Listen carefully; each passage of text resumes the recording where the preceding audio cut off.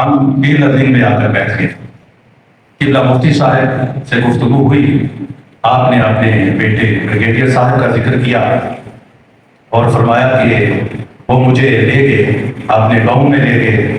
والدین کی جو قبور ہے رشتہ داروں کی وہاں بھی ہم حاضر ہوئے. کچھ انہوں نے نصیحتیں بھی بیان فرمائی کہ جو میں نے بیٹوں سے کی ہے کہ یہ جو ہمارا تعلق اپنے گاؤں سے ہے اپنی دھرتی سے ہے اس کو برقرار رکھنا ہے. تو گفتگو کے دوران آپ سے پوچھا کہ حضور زندگی تو کوئی کسی کو پتہ نہیں ہے کہ کس وقت ختم ہو جائے. تو مزار اقدس کے حوالے سے آپ کی کیا وصیت ہے؟ کیا پتہ کون پہلے جاتا ہے؟ تو بڑا کمال توکل کا آپ نے جملہ ارشاد فرمایا. آپ نے فرمایا کہ بیٹے سب سے بڑی جو چیز ہے وہ اپنی اولاد کو نیکی کی راہ پر لگاؤ، انہیں علم دو، ان کی تربیت کرو اور اپنے حق میں انہیں صدقہ جاریہ بناؤ. اور اس کے بعد فرمایا کہ جو اللہ کی مرضی ہوگی، جو اللہ چاہے گا جہاں چاہے گا وہ مقام بنا دے گا. یہ جمعہ المبارک 10 بجے کے قریب، یہ جو بھی گزشتہ جمعہ گزرا ہے 10 بجے کے قریب یہ نشست تھی جس میں جامعہ اسلامیہ منہاج القرآن کے سینئر 5 سے 6 اساتذہ موجود تھے. تو قبلہ مفتی صاحب مرحوم و مقبول بلا شک و شبہ اللہ کے نیک بندوں میں سے تھے، نیک انسان، نیک سیرت تھے اور ہمیشہ اچھے انداز میں شاگردوں کی رہنمائی فرماتے تھے. آپ کی زندگی میں جتنی سادگی تھی وہ کہیں کم نظر آتی ہے. کسی شاگرد نے کہا کہ سیڑھیوں پہ ہے تو وہاں پوچھا تو وہیں بیٹھ گئے ہیں، میدان میں ہے تو وہیں بیٹھ گئے ہیں، راستے میں ہے تو وہیں کھڑے ہو گئے ہیں. آپ کثیر کا یہ مشاہدہ ہوگا، میرا بھی ہے، کہ کبھی آپ نے ہاتھ چھڑا کر بھاگنے کی کوشش نہیں کی. یہ آقا کریم علیہ الصلوۃ والسلام کی صفت تھی جس کا فیض آپ کو نصیب ہوا.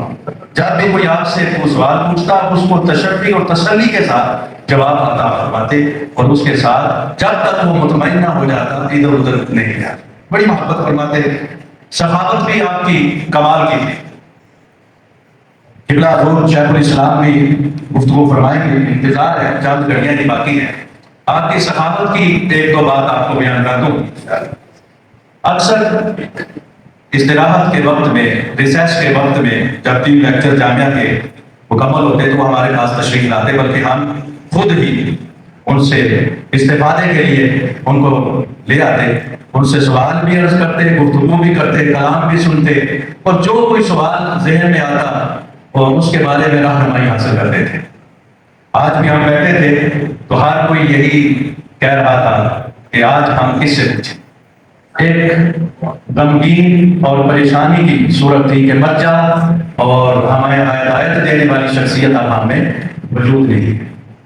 تو جب کبھی طلبہ کوئی بھی بات کرتے تو کہتے بیٹے لوگ پیسے فوراً جیب سے نکالتے ہیں، یہ لو 1000 روپیہ 500 جاؤ بسکٹ لے آؤ، فروٹ لے آؤ، میری طرف سے کھاؤ. یہ آپ کی ذات میں ایک سخاوت کی خوبی بدرجہ عظیم موجود تھی.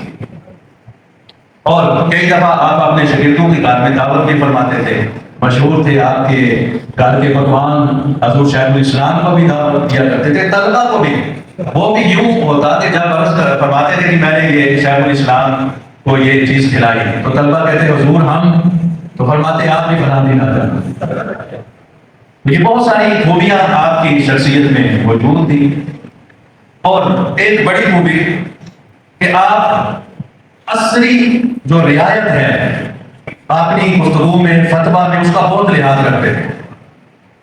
جب ہم مصر سے پڑھ کر آپ کی بارگاہ میں حاضر ہوئے بہت سارے مسائل جو ہم نے وہاں دیکھے ان کے کمپیریٹیو فقہ کے پڑھے اور عرض کی تو آپ نے سوچا اور ان کے ازل کے فتاویٰ کے مطابق آپ نے اپنا فتویٰ عطا فرمایا، قبول کیا ان کی آپ کی وسعت قلبی بھی تھی، وسعت علمی بھی تھی اور وسعت نظری بھی تھی.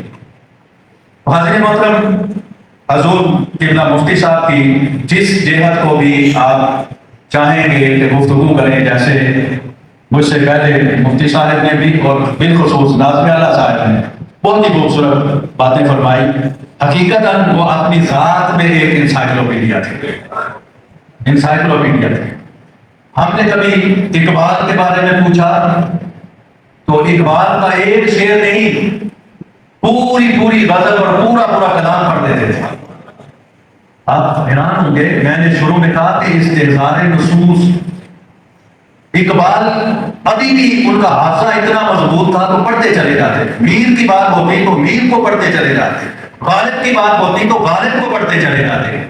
یعنی ہم ان سے پوچھتے تھے حضور یہ آپ کو اتنے کلام کیسے یاد ہے؟